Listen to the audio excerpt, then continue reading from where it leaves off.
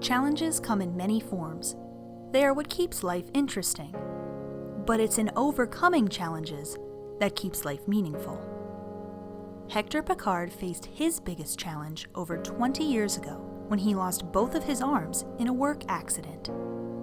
Not one to back down from adversity, Hector sought out new obstacles that he could swim to, bike through, and run over. Back on March 31st, 1992, I was working a substation transformer. I was an electrician. And my job at the end of the day was to remove some grounding equipment from the deactivated transformer. Now these transformers are about 2 stories tall, so I walked between 2 of them. The one on the right was on, the one on the left was off. I made a right turn. As I'm climbing up the structure, I made contact with my right arm, and 13,000 volts of electricity went through my right arm, down my right side, blew out the top part of my foot. On the way down, as I'm falling, I grab again with my left, got hit again with 13,000 volts on my left side, and that went out my hip. Fell 2 stories on fire, and I don't remember any of it. I woke up 30 days later, so I was in a coma for 30 days. They flew me up from Hollywood, Florida, all the way to Gainesville, Florida. So about 250 miles or so. And they had a real good burn unit there. It's the University of Florida Teaching Hospital. And yeah, I couldn't move. I was strapped down to the bed. I couldn't speak. I had a tracheotomy. I had tubes in my mouth. And yeah, my ex-wife at the time had to tell me that these surgeries had to be performed in order to save my life.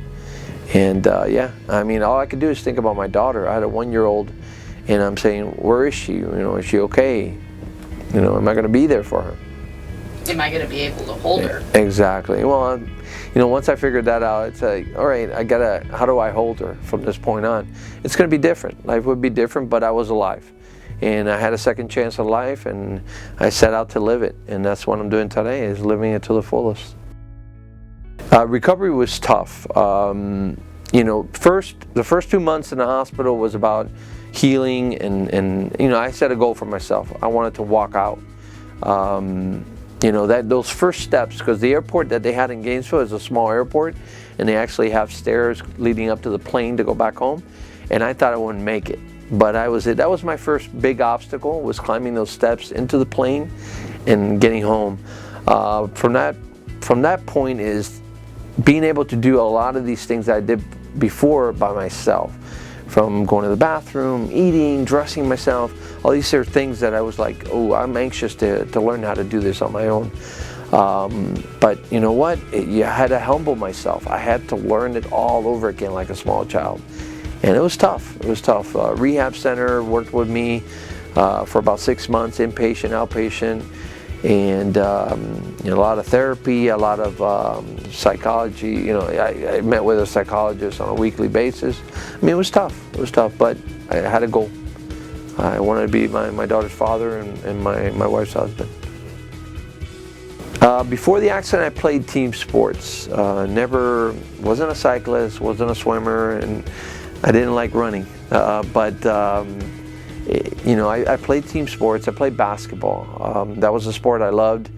When I had the accident, there wasn't anything out there for a person like me to be able to play basketball. So what I did is I invented a device. It's called the HP Hoopster. It's actually on the market, and it helps other double arm amputees or single amputees to play basketball. I shoot pretty good with it. I worked well with that. Softball, baseball was another thing. I ended up coaching Little League for 5 years, my daughter's teams, and I had a waiting list of parents that wanted me to coach their kids when she decided not to play anymore. So it was cool, but I had to create all these different devices in order to play because they didn't exist. The first triathlon was July 4th, 2009, Independence Day Triathlon here in Coconut Creek. And I just, like I said, it was a challenge. I asked them if I could wear fins for the swim, quarter-mile swim, and they said, yeah, fine, no problem. As soon as I take off from the shore, the fins fall off, about 10 feet off the edge. I go, oh, what do I do now? I just kept swimming on my back and just using my legs like a breaststroke kick. And got to the other end, now the bike. The bike was a whole issue early on. I had to modify a bike on my own. I drilled through the frame. I did all these things that you're not supposed to a bike, but I had the bike working.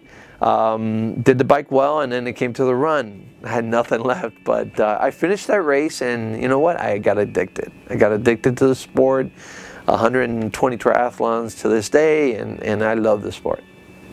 Though Hector has plenty of firepower to make it through his toughest challenges, it's really his impact on others that motivates him to keep going. You know I touch people's lives just by being out there. When they were scared of going in the swim, I've had many people tell me they were doing duathlons until they saw me, and now they're doing triathlons. And you know, that's cool. I love the fact that I have that impact on people, or that effect on people. I've done, I think, about 4 marathons, many 5Ks, triathlons, yeah, about 120 or so.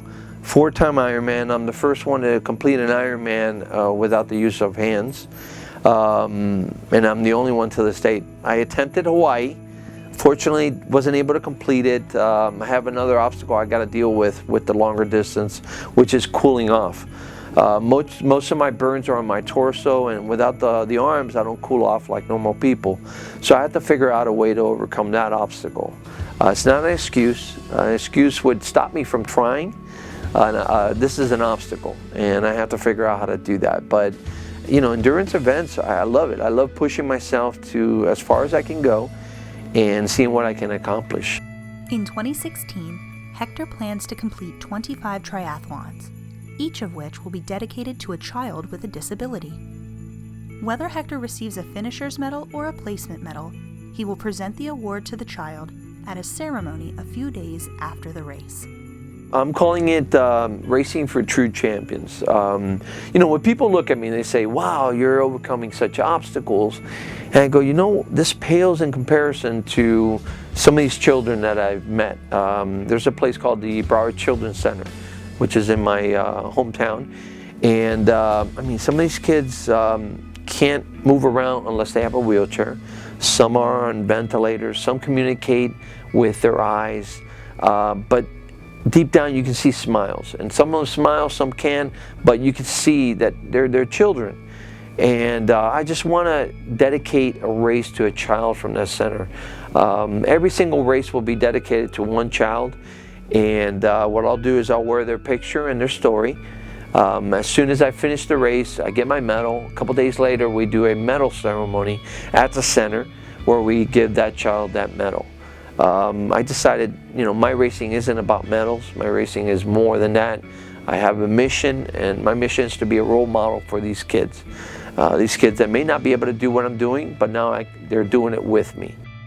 You look at me, I look different, but I have some of the same issues that my audience does. I went through a divorce. I went through the dating scene, raising my kids, helping my kids with their life. Like now grandkids, meeting a new wife and being a part of her life. And I mean, it's all the same. Career changes. I've gone through all that. Yeah, I lost my arms, but I have the same issues we all do. I just talk about how I approach those changes.